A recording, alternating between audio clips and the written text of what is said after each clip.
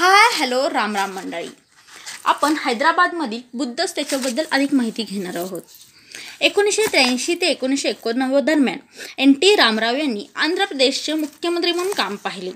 त्यांच्या कार्यकाळात त्यांनी अनेक राजकीय आणि धार्मिक इतिहासातील अनेक लोकांचे पुतळे उभारण्यात मोठा खर्च केला.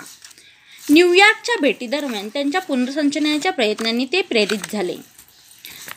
मला भेट देण्यासाठी असे काहीतरी उत्तम ठिकाण हवे होते, तेच माझे समाजासाठी योग्य योगदान असेल, असे त्यांच्या डोक्यात आले. रामाराव यांनी गौतम बुद्धांचे चित्रण करण्याचा निर्णय घेतला. खूप प्रयत्नानंतर त्यांनी हैदराबादच्या बाहेर 46 किलोमीटर अंतरावर असलेल्या डोंगराच्या कडेला भुवनगिरी यदाद्री भुवनगिरी जिल्हा येथील रायगिरीजवळ एक घन पांढरा ग्रेनाइटचा दगड सापडला. ऑक्टोबर 1985 मध्ये रामाराव यांनी संरक्षणाचे काम सुरू केले.